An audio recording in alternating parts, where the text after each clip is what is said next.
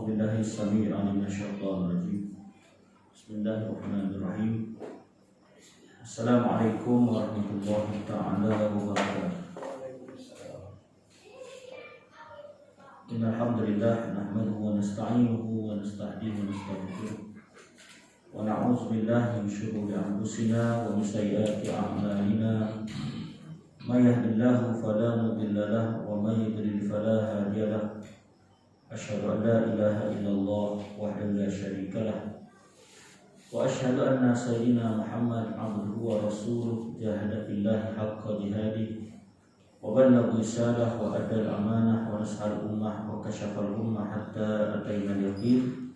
رب اشرح لي صدري ويسر لي أمري واحلل عقدة من لساني يفقهوا قولي ولا حول ولا قوة إلا بالله العلي العظيم. بسورة الفاتحة. أعوذ بالله من الشيطان الرجيم. بسم الله الرحمن الرحيم. الحمد لله رب العالمين الرحمن الرحيم مالك يوم الدين. إياك نعبد وإياك نستعين. اهدنا الصراط المستقيم صراط الذين أنعمت عليهم غير المغضوب عليهم ولا الضالين. آمين. Alhamdulillah, kita bersyukur pada Allah Subhanahu Wa Taala dapat kita meneruskan kuliah kita, kitab Anak Kunci Syurga. Mudah-mudahan apa yang kita sama-sama kita berbincang, sama-sama kita manfaat ataupun istifadah daripada kitab ini memandu kita untuk kita memperelokkan amal ibadah kita. Kerana itulah yang akan kita persembahkan dari segi amal soleh kita di hadapan Allah Subhanahu Wa Taala. Mudah-mudahan apa yang kita bincang, apa yang kita bersoal jawab tentang soalan berkaitan dengan amal-amal ibadah kita benar-benar menepati apa yang digariskan oleh syarak ataupun yang disunnahkan oleh Rasulullah sallallahu alaihi wasallam. InsyaAllah pada malam ini kita akan masuk topik yang seterusnya, bab yang ke-6, syarat mengikut imam dan adab-adabnya. Kalau tengok pada pengajian kita ni, sebab kita ni mengaji di surau kita ni bukan secara harfiah. Kalau mengaji di pondok tu dia detail lah, harap huruf ke huruf kan. Kita ni mengaji selapis je sebab yang pentingnya kita dapat mengeluarkan buah ataupun inti-inti perbincangan tu sebagai garis perbincangan kita. Kalau nak detail ngaji by huruf, satu huruf ataupun ta'liqat yang begitu banyak, itu kena ngaji secara madrasah lah. Jadi kita masuk berkaitan dengan imam, syarat mengikut imam. Bila sebut syarat mengikut imam, maksudnya siapa yang kena ikut imam tu? Jawapannya lah makmum kan. Wajib bagi makmum yang mengikuti imam supaya tidak terkehadapan kedudukannya daripada imam. Kerana mengikut pandangan ulama salaf dan khalaf. Jadi itu aturannya antara imam dan makmum. Imam dan makmum ni perkataan yang asalnya satu kan.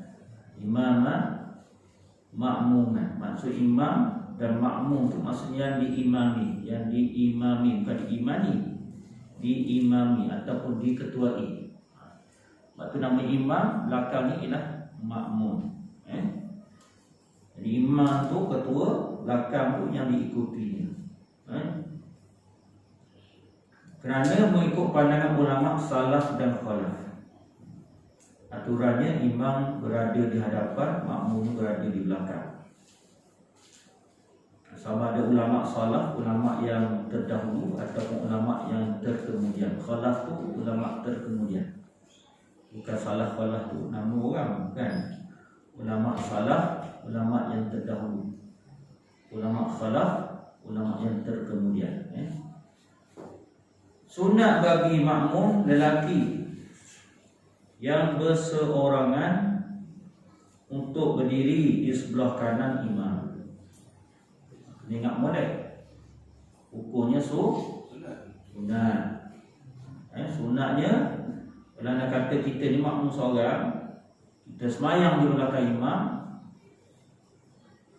disunatkan di sebelah kanan imam. Sebelah kanan imam. Syarat bukan syarat, ibaratnya sunatnya begitu, kan? Tapi dalam keadaan ada halangan tapi kita nak berimam, jadi yang pentingnya kita berimam, dapatlah dia punya apa nama ni, berjemaah tu, kan? Jadi kalau kita belajar pegang dengan satu perkataan, kita kata kena sebelah kanan imam, tiba-tiba ada musyarakah sebelah kanan imam kita pun terus tak jadi semayang berjemaah. Jadi kenapa rugi tu? Yang kita kena faham sunat, ya. Maknanya kalau kita itu imam seorang, kita makmum, ada orang semayang, ada orang nak jadi imam ni, ataupun ada orang seorang kita nak jadi nak berimamkan dengan dia, kita terus duduk di sebelah kanan dia. Sebelah kanan. Ataupun dalam sah yang banyak ni, tiba-tiba kita datang tu, dalam keadaan orang selesai dah semayang, tiba-tiba ada seorang tu dia tak sempat, dia semayang celah tu, contoh kan, bukan celah ni, contohlah rakaat kedua ni, saf kedua ni dia hujung sekali. Takkan kita nak langgar tiang tu, orang juga nak habis sunat. Janganlah begitu. Dia tak boleh nak ke kanan imam, kita belakang imam. Itu hukum fiqhnya, namanya fiqh tu faham, kan? Kalau tak faham, dia belajar macam sotek gitu, betul gitu, nak ikut by book mana, kan? Sebab tu kita mengaji ni kena ada tu, betul tak? Ada pencerahan, ada penjelasan. Di situlah letaknya ada pencerahan di sebalik apa yang kita baca. Jadi kalau begitu tak dapat sebelah kanan imam, maksudnya kita belakang imam. Itu maksudnya. Tapi tengok juga celah, mana kata kita semayang depan pintu orang, masyarakat juga tu, kan? Jadi kita minta izin. Mungkin orang yang sedia dah selesai, kalau kita semayang depan pintu orang nak keluar nanti, orang kutuk pula. Nyusah kawan datang lambat, nyusah kawan pula. Tak tahu depan pintu, yang semayang belakang pintu, depan pintu pasal apa. Jadi kalau ada orang tepi itu, minta izin, saya minta maaf, tu saya nak semayang. Takkan orang tak bagi dah. Itu maksudnya.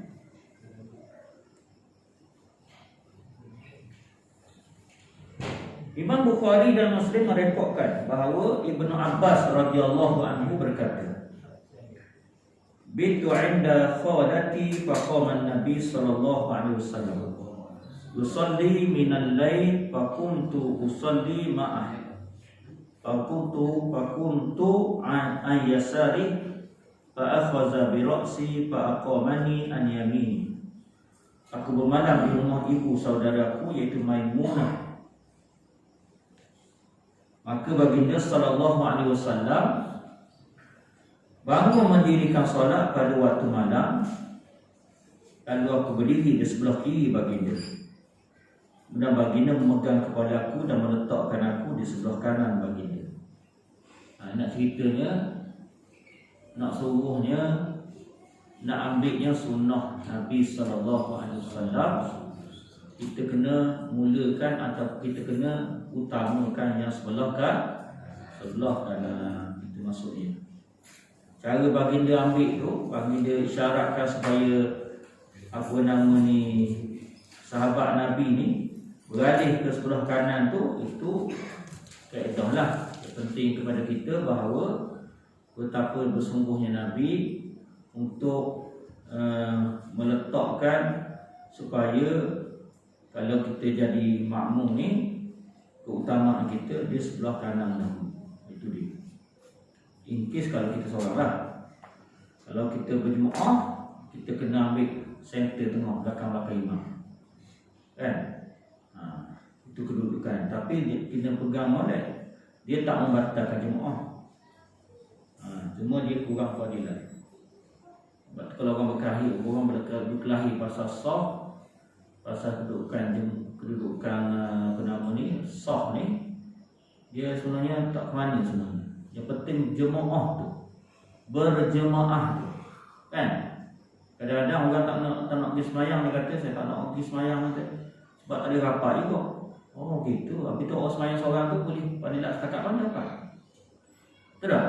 Kan ada orang itu, dan kalau saya pergi masjid pun tak boleh rapat juga, dia kata. Dia tak pergi masjid. Nak tanya awak, kata. Awak semayang seorang rumah, orang lain semayang berjemaah. Awak dapat semayang berjemaah ke awak dapat semayang sendiri? Habis tu, kan? Duk besar ke sah tu, kan? Sah tu salah satu fadilat kepada semayang jemaah. Yang penting jemaah tu, kan? Itu nilainya. Baik. Sekiranya seorang lelaki datang, seorang lagi datang. Tadi seorang dah, tiba-tiba datang pula seorang lagi, maka hendaklah dia mengangkat takbiratul ihram dan berdiri di sebelah kiri imam. Kanan dah ada kan? Bila kiri imam maksudnya kita balance lah, kiri dan kanan tu. Itu dia. Di sebelah kiri imam. Jangan tolak dia, kan? Aku pun nak kanan juga.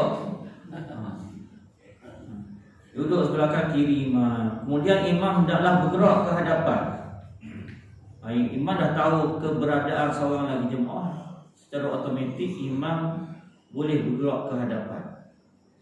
Tapi tengok laki macam mana. Kemudian imam hendaklah bergerak ke hadapan atau kedua-dua makmum bergerak ke belakang semasa berdiri. Itu keadaannya. Sama ada imam boleh bergerak ke hadapan, makmum dia balancekan balik, ataupun makmum imam stay tempatnya, makmum ambil posisi yang sepatutnya. Sebab kita boleh bergerak kan, yang tak boleh berturut-turut bergerak tak apa. Lebih 3 kali berturut-turut, 1, 2 relax dulu, 1, 2 relax dulu, ataupun 1 relax, 2 relax, 3 relax, 1, 2 relax. Jangan beritahu relax dulu, tak payahlah. 1, 2 relax, kan? Macam apa yang siapa nak main? 1, 2 ya. 3, jangan 1, 2, 3 gap, memang batal. Bergaru kita tak boleh nak garu kata pun tak. Garu macam tu, garu kat kaki kan. Jangan dia turun pula. Garu kata bagi tu kan. Garu kaki lah. 1, 2, 3. Tapi orang ngak namanya garu tu habis. Habis kerja berdarah. Darah pula jadi. Kan? Jadi cerita lain pula baik. Ada orang betul kita mengaji sebab ada orang tak faham. Kadang-kadang dia kata tak boleh bergerak. Dia pun duduk gitu. Jadi tempang lah, semayang tempang lah dia punya kedudukan jemaah tu. Betul tak? Dia duduk kat dia. Hak seorang hak datang duduk kat dia. Hak no pun tak berani nak bergerak ke belakang. Patutnya dia boleh bergerak lah belakang. Contoh dia duduk tepi ni. Kawan atau orang datang duduk belakang imam kan. Patutnya dia duduk di belah kanan ni boleh beranjak ke belakang, undurlah kaki belakang tu. Perlu duduk belakang sampai dia punya nampak kedudukan posisinya betul-betul duduk belakang imam. Itu keadaannya. Yang lebih afdal adalah kedua-dua makmum bergerak ke belakang. Yang tu afdal. Bergerak ke belakang. Kalau kita duduk panggil apa tu? Kita kawat kan? Kawat pandai. Apa istilah dia, order dia? Lurus barisan lah. Lurus barisan kan? Lurus barisan. Kalau sebelah sana tu, dia jangan pusing. Dia kena duduk stay depan. Kalau tidak dia pun tengok juga macam mana nak center. Kawan pun sibuk juga. Tunjuk-tunjuk. Awak stay dah duduk kat tempat awak. Orang lain tu betul lah. Kan? Itu. Baik. Ini ketika berdiri, tuan-tuan, berdiri bolehlah bergerak. Tapi kita iktidal berdiri lah tu nak. Iktidal berdiri juga. Tapi kalau kita dah sujud, takkanlah mengundur macam tonjok punggung pula, tong belakang kita. Kan? Sabarlah. Tunggu anda kata nanti bila dah berdiri tegak, barulah betul. Kan? Ni masa sujud tu dia pokok orang belakang. Macam kura-kura. Dia kaki kaki belakang. 1, 2. Kan? Plek-plek semacam kan? Tak payah dah buat begitu. Sebab tu hukumnya sunnah. Kalau hukumnya wajib tuan-tuan, memang lama dah batal semayang, betul tak? Dah. Kalau orang tak faham fiqh ibaratnya, dia kata batal dah semayang kali ni, kena mundur juga kali ni. Kan? Baik. Berdasarkan hadis yang direkodkan oleh Muslim, bahawa Jabir radhiyallahu anhu berkata, qala Rasulullah sallallahu alaihi wasallam, yusalli fa kuntu an yasari fa akhadha bi yadi hatta adarani an yamini thumma jaa Jabbar bin Sakhrin fa qala an yasari fa akhadha bi aydina jami'an hatta aqamana khalfah. Setelah berdiri untuk solat, lalu aku berdiri di sebelah kiri baginda. Dia berdiri kiri baginda. Maka baginda menarik tanganku sehingga aku berdiri di sebelah kanan baginda. Datang seorang, baginda tarik di sebelah kanan. Kemudian Jabbar bin Sakhar datang dan berdiri di sebelah kiri. Lalu baginda menarik tangan kami sehingga kami berdiri di belakang, berada di belakang baginda sallallahu alaihi wasallam. Itu dia punya susunannya. Sunat berbaris di belakang imam oleh 2 orang makmum lelaki ataupun lebih. Begitu juga jika makmum adalah seorang perempuan ataupun lebih. Jadi perempuan dia kena duduk belakang imam. Kan? Belakang imam lelaki lah. Kalau imam lelaki maksudnya ada makmum lelaki, belakang makmum lelaki itu. Sunat bagi sekalian makmum lelaki yang balik berdiri di belakang imam, kemudian diikuti oleh makmum kanak-kanak, kemudian makmum perempuan. Itu dia. Maknanya belakangnya makmum lelaki yang balik, kemudian kanak-kanak, kemudian belakangnya ialah makmum perempuan. Jadi nak ceritanya penyusunan tu, kanak-kanak tu lebih didahulukan daripada dewasa perempuan. Kalau kanak-kanak lelaki lah, itu dia. Rasulullah sallallahu alaihi wasallam bersabda, liyalini minkum ulul ahlam wan nuha summa alladhina yalunahum. Hendaklah yang utama mengiringi aku berdiri sah di belakang aku daripada selain kamu adalah yang baligh dan yang berakal. Itu dia. Sebab tu kita ni susunan kita, orang belakang kita ni biar balik cukup umur, biar berakal. Sebab nanti takut mengganggu kekhusyukan ataupun fokus kita. Kan? Biar kanak-kanak tu di semayang belakang kita. Sekurang-kurangnya dia boleh tengok apa perlakuan kita orang dewasa. Dia main tu memang dia lah standard dia macam mana dah. Jangan dia halang dia datang masjid, nanti kita halang tak datang sudah dia. Dia rasa seronok, ikutlah seronok nak berkawan ke, seronok nak jumpa kawan, nak main ke apa tu. Itu biar dulu. Dan masa yang sama kita tegur gitulah, jangan tegur herdik, marah, maki macam gitu. Tegur secara tarbiyah, gitu. Kalau anak kita pesan kat rumah. Kalau anak kita lah besar ni, abang nak ikut ayah tak apa, main yang elok-elok, jangan main, nanti malu ayah. Cakap gitu. Biasalah budak, leleh balik siapa macam roboh. Kat mana kat rumah kawan beres semua. Beres je. Sampai dia suka jumpa kawan, roboh pula. Kan? Standard lah kan.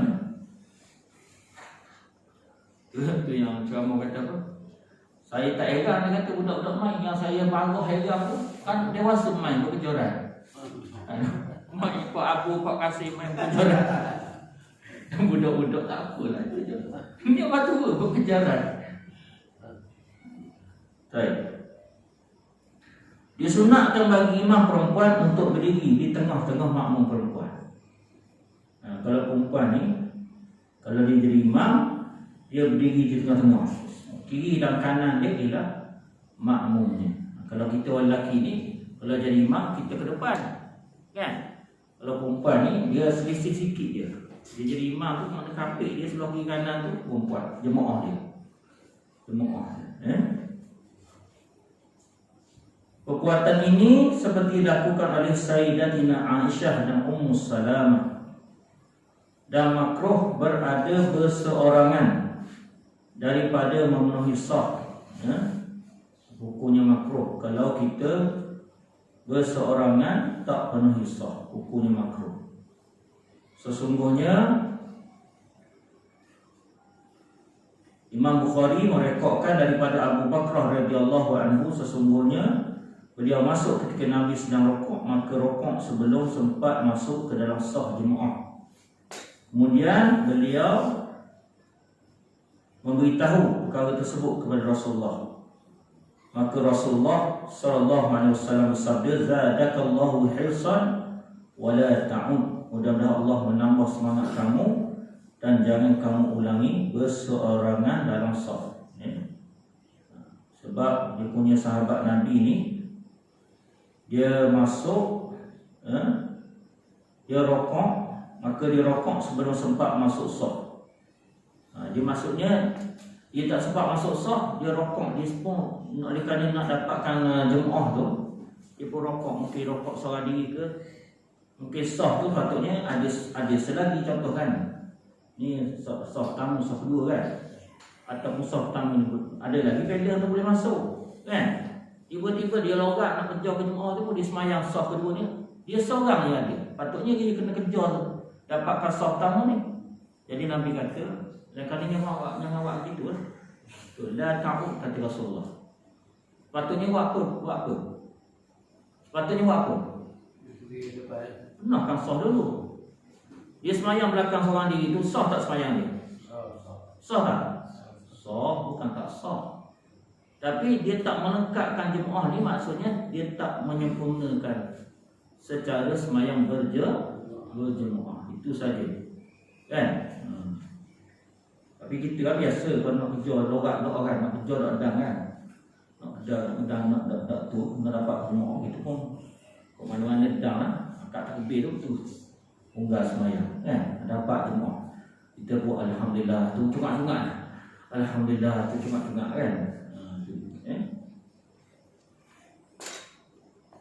Baik, kita tengok nota syarah tu bahawa Rasulullah pernah mengusap bahu-bahu kami sebelum solat seraya bersabda, "Luruskanlah saf-saf kamu, janganlah kamu putus dalam saf, luruhkan saf." Ini kadang-kadang sebut tentang saf ni kena sebut betul-betul saf. Betulkan saf. Dia macam saf macam kahwin tu. Saf. Sebenarnya saf ni safun, maksudnya barisan. Safun, saf tamu, saf kedua, saf tiga, kan? Itu dia. Luruskan saf, jangan kamu putuskan saf itu. Kerana hal itu akan membuatkan hati kamu saling berselisih. Hendaklah yang utama mengiringi aku daripada sekarang kamu semua adalah yang paling balik, yang berakal. Kemudian yang mengiringkan mereka itu, kemudian yang mengiring mereka itu. Kata Imam Abu Mas'ud, aku melihat kamu semua hari ini sangat kuat berselisih dan bertelingkah. Memang tuan-tuan, kita tak dapat tidaklah. Memang apa yang kita terlaksana dalam keadaan norma baru juga kira. Norma baru ni memang kita rasa macam, yalah, sebenarnya tuan-tuan faham, dengan tak boleh dapatkan soft, kemudian nak salam pun salah tu. Sedangkan ialah salam tu memang mengiratkan hubungan kan. Pasal dia beri salam tu kita salam. Tapi nak kata macam mana, saya nak kata tak kerti kan. Tapi itulah, oleh kerana ialah pandangan yang mengatakan begitu, jadi kita ambil ihtiyat yang begitu kan. Memanglah kalau nak cerita pasal COVID ni benda tak nampak kan, benda tak nampak. Jadi kalau bab salam, bab rapat ni, kalau kita kena COVID kat mana-mana pun COVID betul tak? Tapi oleh kerana benda tu dah jadi istilahnya norm baru, jadi kita pakailah selagi mana benda tu tak mendatangkan khilaf dari segi syarak ni. Boleh pakai setakat tu lah kan. Jadi kalau kita agak-agak macam kita nak salam kawan kita tahu dia memang orang yang terkawal, tak apa, yang. Tapi kalau kita buat saja buat lepas gitu, salah ikut nak kasar, nanti kau kena ni masalah orang lain pula kan. Jadi barannya masing-masing ihtiyat saja. Kalau kita dalam rumah kita, janganlah berhalu pula dalam rumah kita. Oh tak boleh salam. Video tak kata boleh pula. Maksudnya begitu. Salam tak boleh. Lepas semayang kan suami isteri anak-anak. Anak macam nak salam kita. Ni jangan. Kan? Nak makan boleh pula duduk rapat-rapat. Yang saya baru ni semayang, ada satu tempat saya semayang Zuhur. Pas semayang Zuhur ni, jenazah dah agak ready dah. Jenazah biasanya kalau kita semayang, jenazah dah ada kat belakang kan. Lepas tu, bila tanya kita nak semayang, pakat rapat tuan-tuan, rapat macam rapat betul-betul. Saya kata dah lagu mana pula. Tadi semayang Zuhur boleh ada. Covid. Seorang-seorang kan, duduk. Tanya semayang jenazah ni, rapat gitu. Rapat.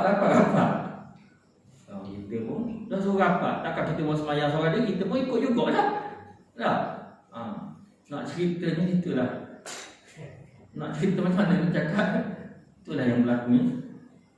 Tapi dah rekod ni.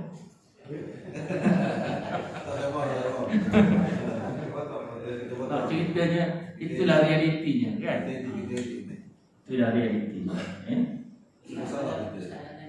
Boleh.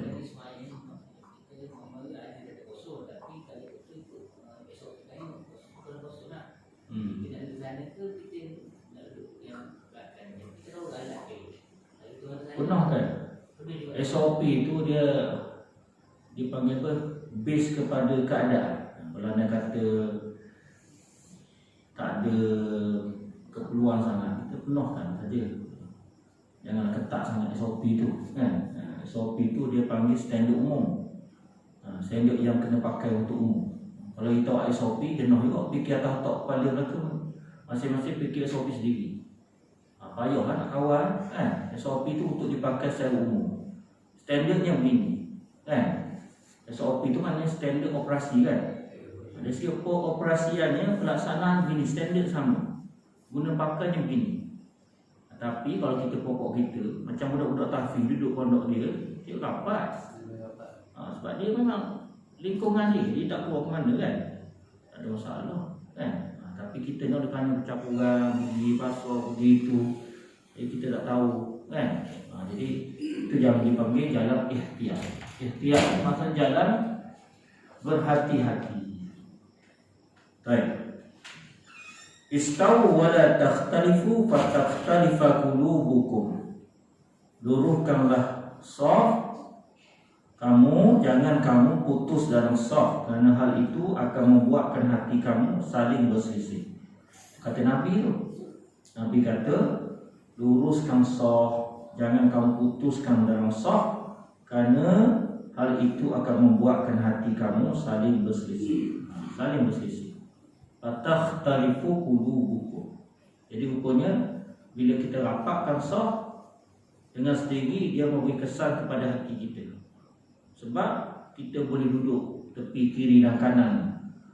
Kita boleh sokong menyokong antara sahabat kita kan. Itu maksudnya. Orang yang tak boleh duduk sentuh dengan orang ni payah. Dia nak kerja dia sendiri. Sentuh sikit tak boleh kan. Bila kita bahu-membahu, ibaratnya kita ni berlaga tumit, berlaga kaki, ibaratnya kita ni memang orang yang panggil apa? Toleransi kan. Bertoleransi antara sahabat-sahabat kita. Baik. Disyaratkan bagi yang mengikut imam untuk mengetahui setiap pergerakan rukun yang dilakukan oleh imam dengan cara melihat imam ataupun melihat saf hadapan. Jadi syaratnya kita tengok imam ataupun kita tengok, kalau semayang tu Jumaat tu ramai kan, kita tengoklah saf depan kita. Saf depan kita tu kita tengok saf depan, betul tak? Jadi kalau kita ni macam masjid Batu Lapan, itu mungkin semayang kat tangga ataupun di luar. Ada orang semayang di tepi tu, nak macam tepi tu ni nampaklah tu imam kan. Tapi kalau kita duduk di celah dinding pula, celah tiang pula tu, nampak macam mana?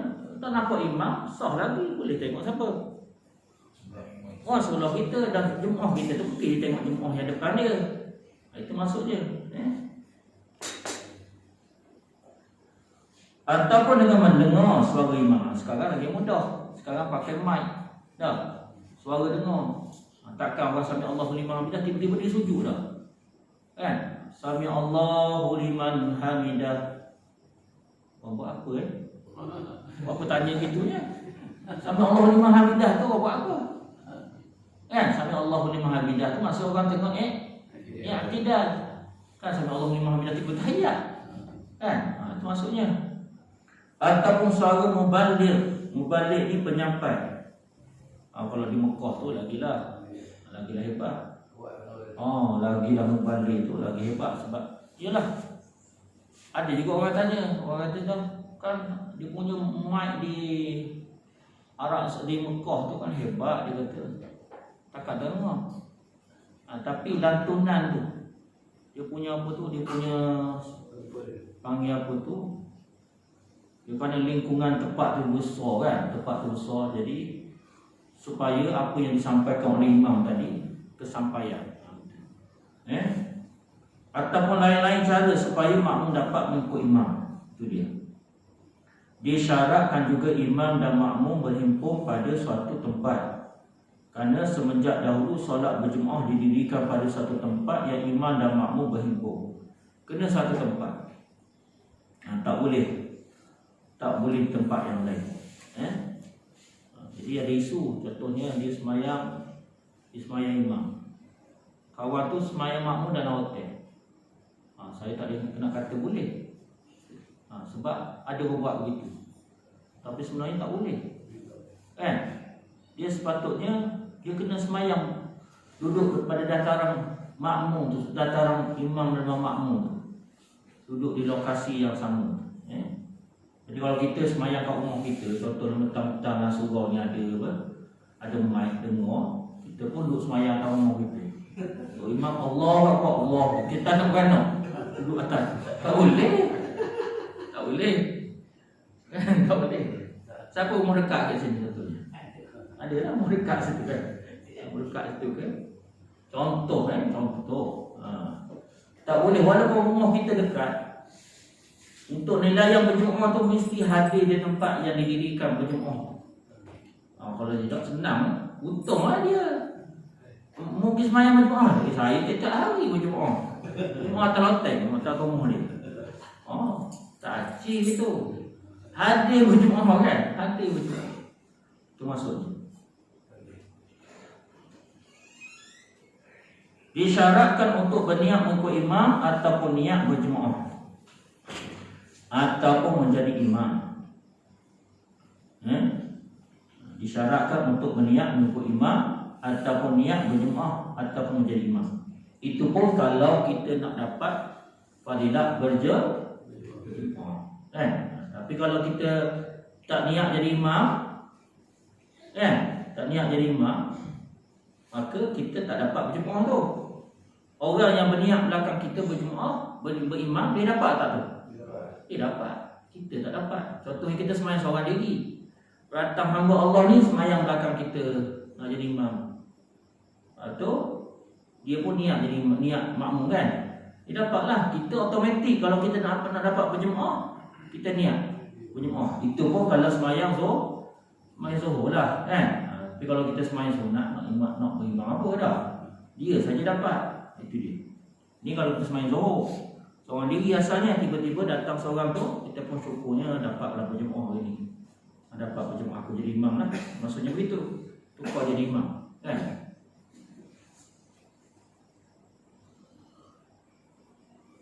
Tak perlulah tengok ke belakang pula. Siapa pula nak beriman aku ni? Tak perlulah tengok. Beriman je kan? Beriman saja. Tak jadi hal siapa nak ikut kita. Kan? Kalau yakin kita kan boleh pilih. Contoh kalau kita semayang macam Nabi dah. Tengok ada orang bangun ni, bercacok ni semayang kat belakang. Kita boleh pilihan. Nak pilih nak ikut siapa. Dia pun bangun. Dia tak sempat kan? Kita pilih lah. Kita tengok orang tu, pakai jauh sikit macam orang boleh kira. Kita pergi kat dia. Kan? Nampak orang berada tu macam profesor lah dia. Banyak belakang dia. Tak ada halang pun. Kan? Nak ikut atas hati kita. Nak semayang nak ikut mana. Tiba-tiba berada ni macam tu. Aku tengok masuk tanah tadi, mengaget dengan semua.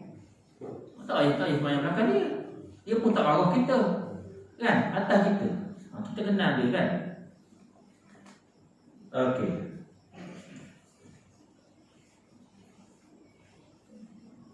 Solat Jumaat. Bagi niat untuk menjadi imam disyaratkan ketika solat Jumaat.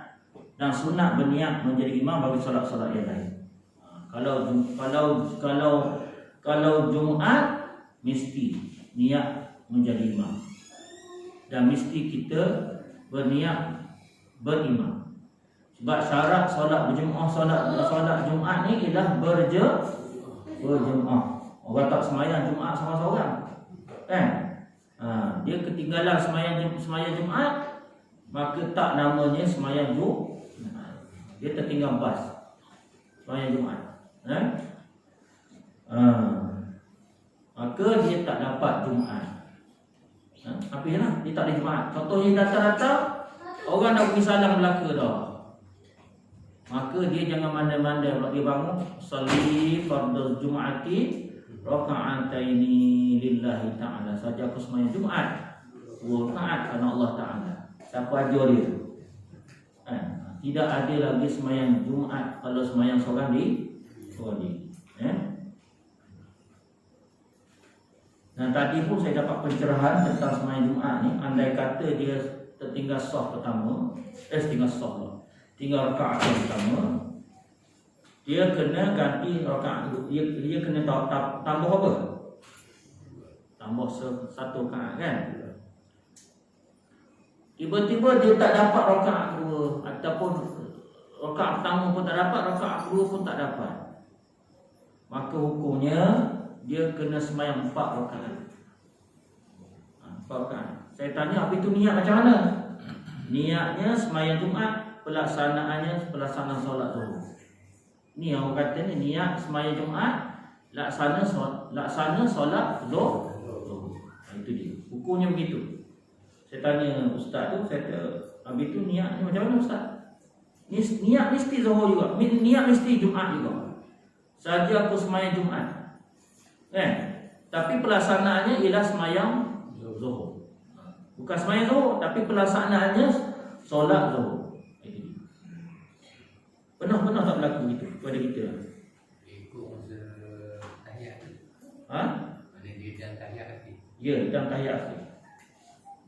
Tapi kalau anda kata dia lepas, dia dah imam dah beri salam, automatik dia kena semayang Zuhur lah.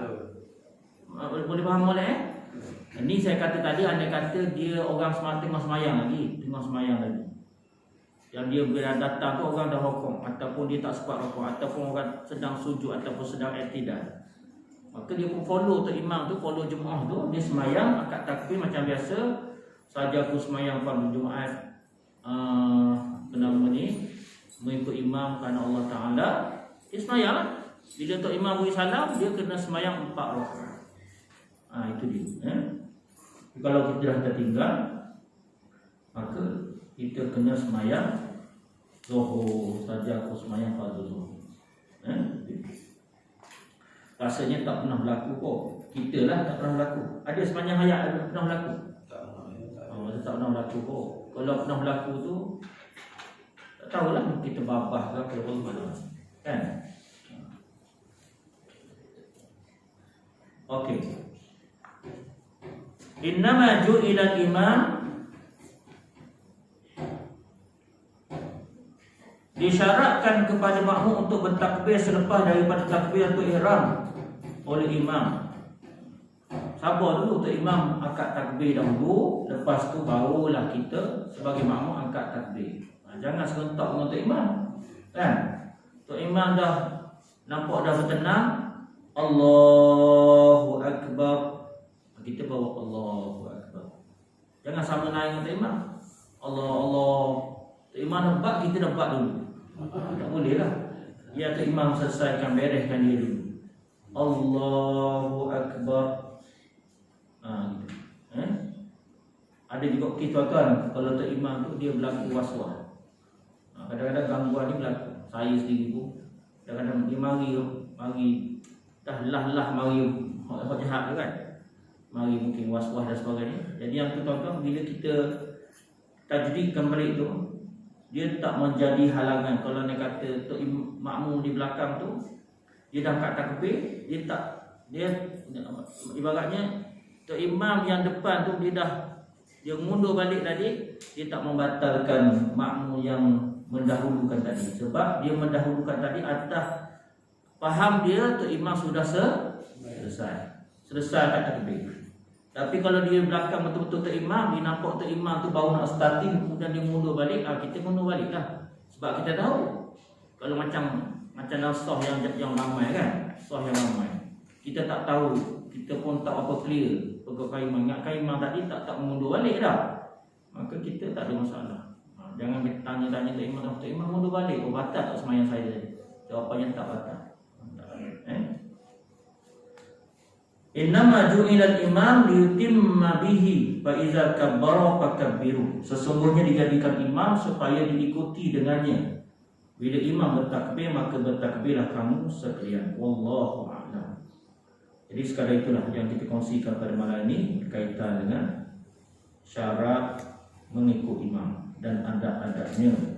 InsyaAllah pertemuan kita akan datang, kita akan sambung tentang solat Jumaat. Assalamualaikum warahmatullahi wabarakatuh. Bismillahirrahmanirrahim. Allahumma fa'na bima 'allamtana wa 'allimna ma yanfa'una wa zidna 'ilma warzuqna fahma bi rahmatika ya arhamar rahimin. Walhamdulillahirabbil alamin. Subhanallah. Asyhadu an la ilaha illa anta